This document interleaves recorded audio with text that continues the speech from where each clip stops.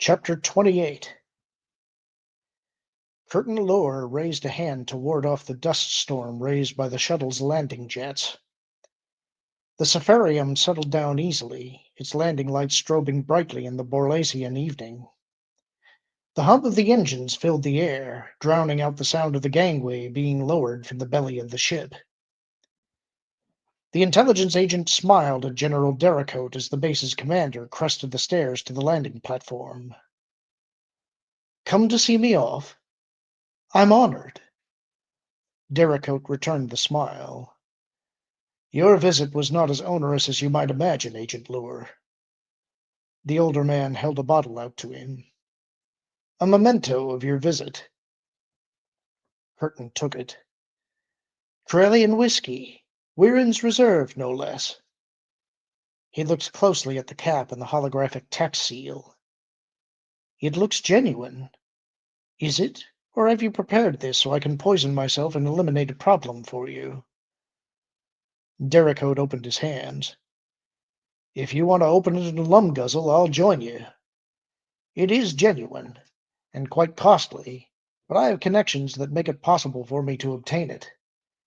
It's not poison because it is given by way of thanking you. Had you not come here, the rebels might have taken me by surprise. I think the result would have been much the same as it actually turned out to be, but one can never know.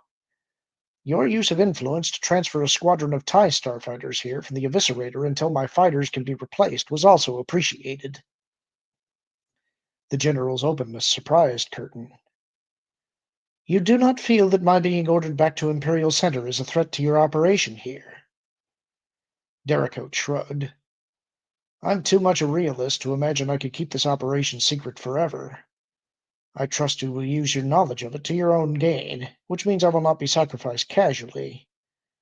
This operation, of course, has uses. I would think that Isan Isard would find it more valuable than any object lesson she could provide others by destroying it and me." The man's eyes hardened. "Besides, if I saw you as a threat, you would have died during the rebel attack." "Truly spoken." Curtin nodded slowly. "I accept your gift in the spirit in which it is given, but I will have it tested before I drink. I hope also that you will view this invitation in the spirit in which it is given." Derricote spread his arms wide to encompass the planet.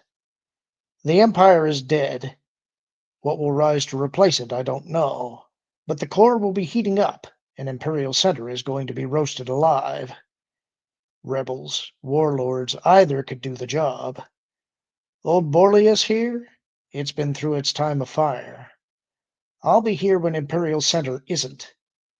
If you need a haven when things break apart, remember that I'm here." Curtin brought his head up. "Thank you, General. I shall remember you. I hope I won't have to avail myself of your invitation, but if I do, I know where to find you.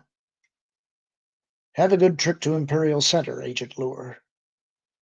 Curtin raised the bottle in a salute. "Until we meet again." Wedge felt a giddy anticipation in his belly, the like of which he'd not known since Endor. He glanced over at General Sam. The man sat on the other side of the briefing table with his eyes closed, nodding to himself as he rehearsed what he would say to Admiral Akbar. The plan they'd concocted over the last week could work, but it was risky and highly time-dependent. The door to the briefing room snapped open, and Akbar entered the room. He nodded to both men, then settled down in the chair at the head of the oval table. "What have you woven together?" Sam smiled and punched keys on his datapad. The small device fed information to the holographic projection disk in the center of the table, and a star field began to sparkle and slowly spin above it. "We've found a way to take Blackmoon." The Mon Calamari sat back. "I do not recall your having been told which world Blackmoon was." Wedge shook his head. "We weren't.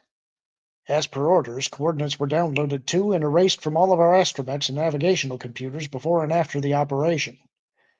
Unfortunately for operational security, One of my unit's astromechs has a special criminal investigation and forensic circuitry package. It gathers evidence and, in this case, included a star chart of the area in it. Akbar's barbels quivered. Something will have to be done to correct that situation. Agreed, Admiral. But this droid in Commander Antilles' squadron has provided us with invaluable information that points out why we lost the fight and how we can take Borlius. And more, sir. Wedge pointed at the starfield. Computer, isolate the triad.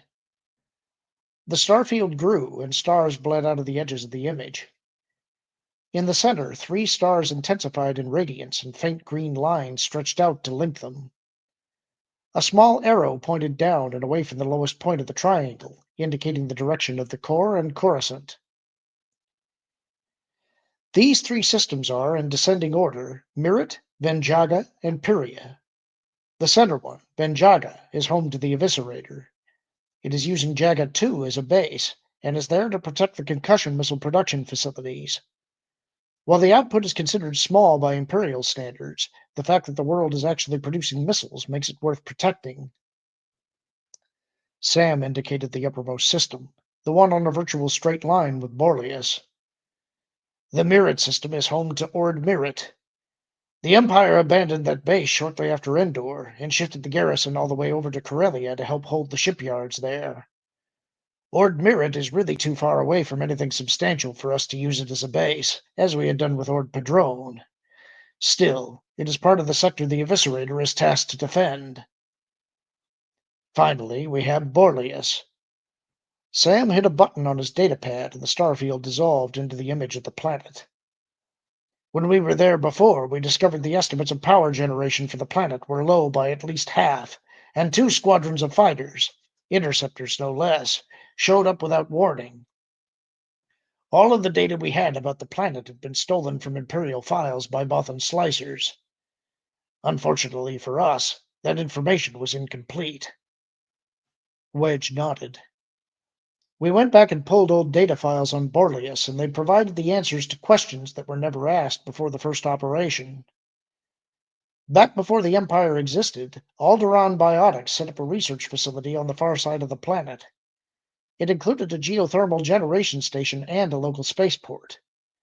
Because everything was located in the northern part of the planet, the facilities were built underground to avoid complications from the harsh winters.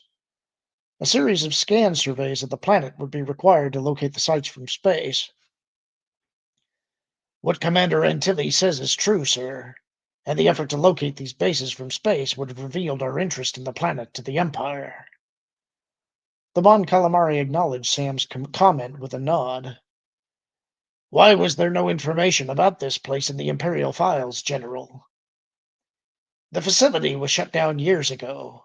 We suspect that the current base commander, Avir Dericote, refurbished it and has it operating to produce goods, foodstuffs mostly, that are sold to the refugee Alderanian population via the black market. At the very least, his Imperial superiors would see this as giving aid and comfort to the enemy, so hiding knowledge of it from them makes sense.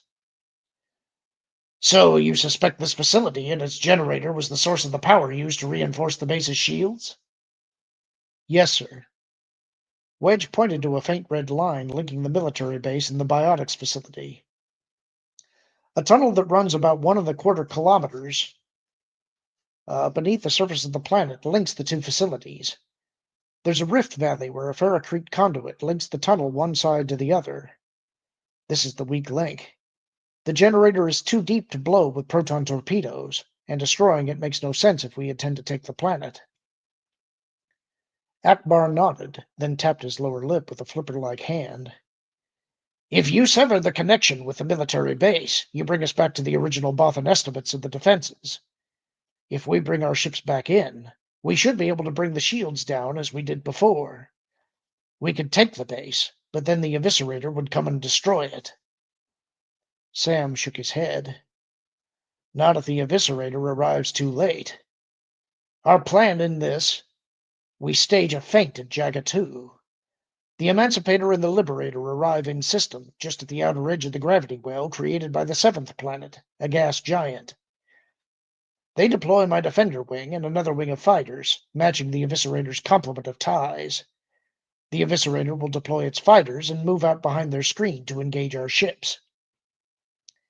Even at full speed, it will require 2 hours for our ships to engage each other. Our snubs won't be traveling at full speed, and our Star Destroyers will be pulling back. It will appear to the Eviscerator that we're running from it, or at the very least are reluctant to engage it. When the Eviscerator moves into position within the system to engage us, our ships will go to light speed. The Star Destroyers will head for Ord Mirit, while the fighters will head for Boreas. The Eviscerator will be unable to follow our destroyers immediately because of its position in the system and the presence of planets that act as natural interdictor cruisers. Akbar's eyes half shut. Then the Eviscerator goes to Boreas. Without our fighters? Sam shook his head. The ties cannot enter hyperspace by themselves the way our fighters can. They'll have to be recovered, and that will take time. Boreas can take care of itself, and the fate of the Venjaga system will be obviously intended to keep the Eviscerator away from Ord Mirit. The Admiral gave Sam a wall-eyed stare. Why would the captain of the Eviscerator believe there was anything of value in Ord Mirit? Wedge smiled. We were thinking that there are some Bothan slicers who seriously want to redeem themselves. We want them to plant information in the Imperial networks that suggest a newly discovered, previously secret facility on Ord Mirit that may possess the key to finding the Katana fleet. He felt a shiver run down his spine as he saw the effect of his words on Akbar. The Katana fleet had once been real enough, but back before even the Clone Wars it had passed into legend. Over 100 ships that were slave-circuited together, the fleet had jumped into hyperspace and had never been seen again. With the Empire crumbling, possession of that fleet would make its owner the power in the galaxy. If the Alliance found it, the New Republic would become invincible. If an Imperial officer found it, a new Emperor would be born. No sane officer could truly believe the Katana fleet could be found. Akbar's mouth gaped open as in a grin. But no sane officer could refuse to take the chance that it could be found. The Eviscerator would have to go to Ord Mirit, and Ord Mirit is, what, 12 hours at flank speed to Boreas? Add the 4 from Venjaga to Ord Mirit, and we have 16 hours at the very least to take Boreas. Wedge nodded solemnly. The beginning of the raid on Boreas will be fairly simple. Rogue Squadron goes in and blows the conduit. Going in and coming out, we expect to attract a lot of attention because while we're fighting, Lieutenant Page and his commandos, as well as a number of similar units, are going to use the conduit to get into the Boreas base and disable it. They'll also hit the biotic station's spaceport. If they do it right, the TIE pilots sent up to engage us won't know that there's been a change in ownership until they come home. Once the commandos are down and in, my people head out home. The arrival of my defender wing and the other fighters from Venjaga will provide the Boreas base with enough of a distraction that Page's people can take things down in short order, without having to damage anything we'll need to use to defend the base.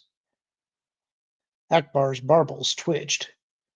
Security will need to be very tight for this return to Blackmoon.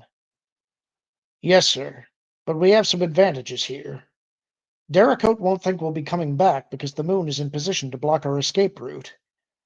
We're preparing a simulator package that hides the identity of our target. The run across the lunar surface will be disguised as a run through an asteroid belt, leading our people to believe we're moving against a ringed planet. Wedge smiled. This time our pilots will not know where they're going, but they won't be in the dark about what they'll have to face when they get there. The Mon Calamari nodded. You will have to hide your location from your XO. I know that. So does he. He's not part of the operation, so he accepts not knowing. The Mon Calamari stood slowly.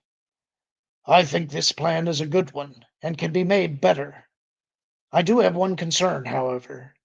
It concerns your Rogue Squadron, Commander Antilles, and the Commandos. Sir?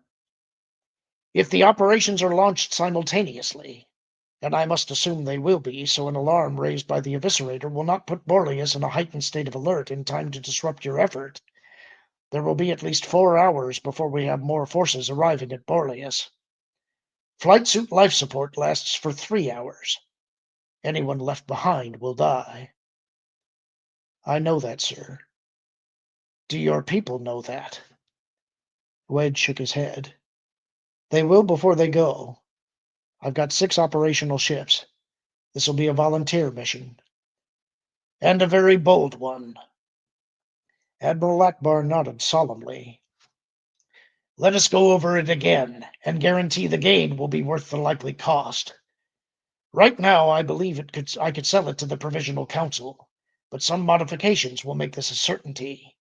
And if things go well, the way to Coruscant will finally lie open to us. And that's the end of the chapter. Hope you enjoyed it. Talk to you soon.